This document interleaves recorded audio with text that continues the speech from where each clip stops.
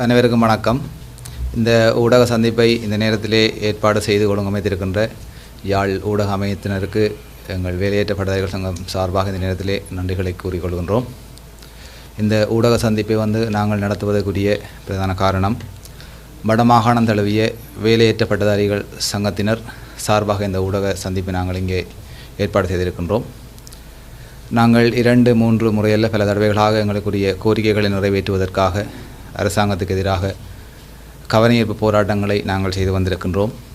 அத்தனை போராட்டங்களும் எங்களுக்கு எதுவித சாதகமான பதிலையும் இதுவரை தராத காரணத்தினால் எங்களுடைய போராட்டங்களை பல்வேறு வடிவங்களில் நாங்கள் தொடர்ந்து செய்வதற்கு ஏற்பாடு செய்திருக்கின்றோம். அதற்கான ஒரு அழைப்பாக இந்த ஊடக சந்திப்பை இங்கே நிகழ்த்த இருக்கின்றோம். எதிர்வருகின்ற 31ஆம் தேதி யாழ் மாவட்ட ஒருங்கிணைப்பு குழு கூட்டம் நடைபெற இருக்கின்றது.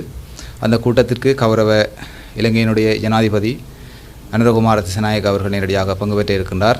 எங்களுடைய கோரிக்கைகள் அவரை நேரடியாக சென்றடைய வேண்டும் என்பதற்காக அவரினுடைய வருகையை முன்னிட்டு இந்த போராட்டத்தை வடமாகாணம் தழுவிய வேலையேற்ற பட்டதாரிகள் சங்கத்தினராகிய நாங்கள் ஏற்பாடு செய்திருக்கின்றோம்.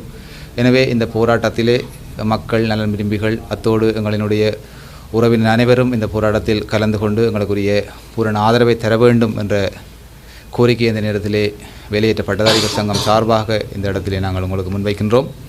பல தடவைகள் பல வழிகளில் போராடி எங்களுக்குரிய நியாயங்கள் இதுவரையும் கிடைக்கவில்லை என்ற ஒரு மன வருத்தத்தோடு நாளைய தினம் அந்த போராட்டத்தை ஆரம்பிக்க இருக்கின்றோம். இவ்வளவு காலம் ஒரு அகிம்சை வழியிலே நாங்கள் போராட்டங்களை முன்னெடுத்திருந்தோம்.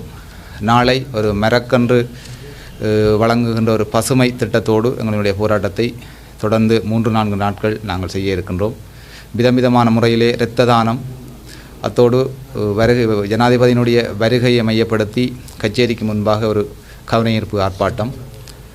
எங்களினுடைய இந்த ஆர்ப்பாட்டமானது பாதுகாப்பு சம்பந்தமான எந்த விடயங்களுக்கும் அச்சுறுத்தலின்றி ஒரு அகிம்சை வழியிலே எங்களுக்கான வேலைக்கான நியாயமான கோரிக்கைகளை முன்வைத்து வருகை தர இருக்கின்ற ஜனாதிபதியினுடைய பதிலை எதிர்பார்த்து இந்த ஆர்ப்பாட்டத்தை நாங்கள் ஒழுங்கமைத்திருக்கின்றோம்.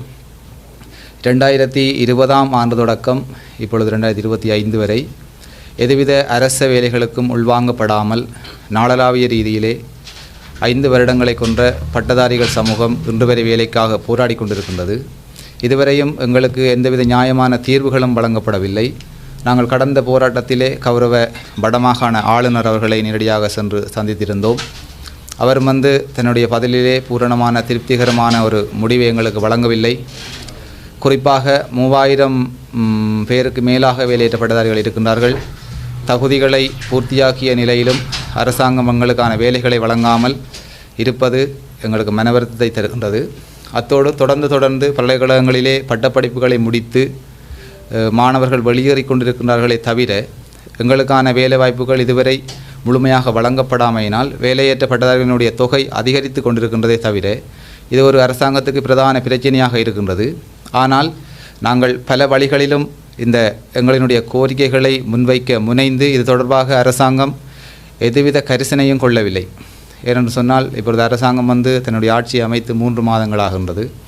எங்களுக்கு எந்தவித சாதகமான பதிலையும் தரவில்லை. நாங்கள் இறுதியாக ஒரு முடிவெடுத்து ஜனாதிபதி செயலகத்திற்கு நேரடியாக பட்டதாரிகள் அனைவரும் தனிப்பட்ட ரீதியாக கடிதங்களை ஜனாதிபதி செயலகத்துக்கு அனுப்பியிருந்தும் அதில் அந்த கடிதத்திற்கு ஒரு சிலருக்கு மட்டும்தான் பதில் வந்திருக்கின்றது. குறிப்பாக ஜனாதிபதி செயலகத்திலிருந்து வந்திருக்கின்ற இந்த பதில் கடிதம் எங்களினுடைய வேலையேற்ற பட்டதாரிகள் 2 பேருக்கு வந்திருக்கின்றது. உரிய திணைக்களத்துக்கு அந்த கடிதம் மாற்றப்படுகின்றது என்ற ஒரு பதிலோடு அந்த கடிதம் வந்திருக்கின்றது. ஆனால் இந்த கடிதம் அனுப்பி 2 மாதங்கள் இருக்கும். அதற்கும் எதுவித சாதகமான பதிலையும் ஜனாதிபதி செயலகத்திலிருந்து எங்களுக்கு வழங்கவில்லை. அதுவும் ஒரு மனவேதனையான விடயம். அத்தோடு கலைப்பிரிவு உயர்தரத்திலே கலைப்பிரிவு எடுக்கின்ற மாணவர்கள் தான் பெருந்தொகையாக இந்த வேலை தேடுகின்ற பட்டதாரிகளாக அலைகின்றார்கள். அப்போ நாங்கள் கடந்த முறை போராட்டத்திலே ஆளுநரை சந்தித்த இடத்திலே கலைப்பிரிவை தெரிவு செய்த மாணவர்களுக்கு வேலை வாய்ப்புகள் மிக குறைவாக இருக்கின்றது என்ற ஒரு பதிலே அவர் சொன்னார். அப்போ நாங்கள் அரசாங்கத்தில் ஒரு கேள்வி ஒன்று கேட்குறோம். கலைப்பிரிவில் இருக்கின்ற மாணவர்களுக்கு வேலை வாய்ப்பு இல்லை என்று சொன்னால் அந்த கலைப்பிரிவு உயர்தர பாடத்திட்டத்திலிருந்து நீக்கலாம் தானே? குறிப்பாக 2015ஆம் ஆண்டுக்கு முன்பு இந்த கலைப்பிரிவுக்கு உள்வாங்கப்படுகின்ற மாணவர்களுடைய தொகை மாவட்ட அளவிலே கணிசமான அளவிலே வேலைக்கு ஏற்ற மாதிரி எடுப்பார்கள். இப்போ குறிப்பாக நான் கிளிநொச்சி மாவட்டத்திலே 30 பேரை உள்வாங்குவார்கள். 2015ஆம் ஆண்டுக்கு முன்னதாக 29 பேர் 30 பேர். ஆனால் 2015க்கு பின்னர் அந்த எண்ணிக்கை கணிசமான தொகையாக கூட்டப்பட்டு பல்கலைக்கழகங்களுடைய அளவும் கூட்டப்பட்டு மாணவர்களுடைய தொகையும் அதிகரிக்கப்பட்டிருக்கின்றது. அப்போ அந்த நிலையிலே கலைப்பிரிவு உள்வாங்குகின்ற மாணவர்களுக்குரிய வேலைவாய்ப்பு குறைவாக இருக்கின்ற பொழுது அரசாங்கம் அந்த கல்வி திட்டத்துக்கு அதிகமான மாணவர்களை ஏன் உள்ளிட்டார்கள். அதனால் தான் இந்த வேலையேற்ற படையான பிரச்சினை பெரும் பிரச்சனையாக காணப்படுகின்றது. குறிப்பாக 2020க்கு முன்னர் வெளியேறிய ஒரு பல்கலைக்கழக அணி தொடர்ந்து போராட்டம் செய்து கச்சேரிக்கு முன்பாக தொடர் போராட்டம் செய்து தான் அந்த வேலையை பெற்றுக்கொண்டார்கள். அவர்களுக்கு 50,000 பேருக்கு அப்படியே கணிசமாக அந்த வேலை வழங்கப்பட்டது. ஆனால் எங்களினுடைய தொகை இலங்கை ரீதியாக அதிகமாக இருக்கின்றது. குறிப்பாக வடமாகாணத்திலே 3000க்கு மேற்பட்ட இருக்கின்ற பொழுது இலங்கை தீவிலே அதிகமான பேர் இருப்பார்கள். இப்போ இதை அரசாங்கம் ஏதாவது ஒரு பொறிமுறையின் ஊடாக தனியார் துறையோ அல்லது அரசு துறையோ ஒரு துறையை பொறிமுறை ஊடாக எங்களுக்கு வேலைவாய்ப்பு வழங்க வேண்டும். குறிப்பாக வடமாகாண ஆளுநர் அவர்கள் வடமாகாணங்களுடைய 5 மாவட்டத்துக்கும் பொறுப்பான ஒரு ஜனாதிபதியினுடைய செயலராக இருக்கின்றார். எந்த ஒரு திணைக்கள ரீதியாக நடவடிக்கை எடுப்பதற்கு தகுதியுள்ள ஒரு பொறுப்பு வாய்ந்த அதிகாரி அவர். அப்போ நாங்கள் அவரை அணுகுகின்ற பொழுது அவர் எங்களுக்கு ஒரு உரிய பதிலை தரையில்லை. இப்போ நாங்கள் ஆர்ப்பாட்டம் அவர்கிட்ட வாசல் நின்று செய்யும் பொழுது அவர் 2 பேரை கூப்பிட்டு தான் உள்ள கதைச்சார். அவர் வெளியில் கூட எங்களோட கதைக்கிற ஒரு மைண்டில் அவர் இல்லை. அப்போ அவர் ஒரு பொறுப்பு வாய்ந்த அதிகாரி, எங்களுக்குரிய பிரச்சனையை தீர்க்க வேண்டியவர் அவர். ஏனென்றால் அவர் ஜனாதிபதியால் நேரடியாக தெரிவு செய்யப்பட்ட வடமாகாண செயலர். அப்போ அவர் எங்களுடைய பிரச்சனையை ஜனாதிபதியின் உயர்மட்ட அதிகாரிகளோடு கதைச்சு இதுக்கு ஏதாவது ஒரு பொறிமுறையை காலம் தாழ்த்தாது செய்ய வேண்டும் என்பதுதான் எங்களுடைய கோரிக்கை.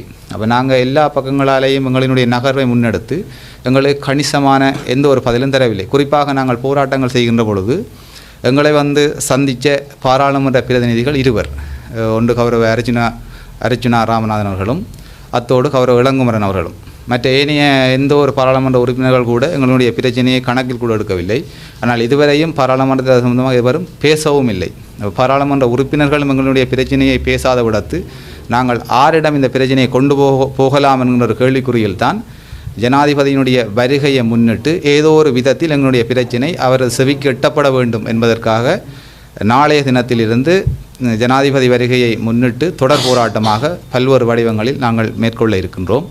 எனவே இந்த போராட்டத்திற்கு மக்களாகிய நீங்களும் எங்களினுடைய பிரச்சனையை தீர்த்து வைக்க வேண்டும் என்பதற்காக எங்களோடு கைகோர்க்க வேண்டும் என வடமாகாணம் தழுவிய வேலையேற்ற பட்டதாரிகள் சங்கம் சார்பாக இந்த நேரத்திலே அழைத்து நிற்கின்றோம்.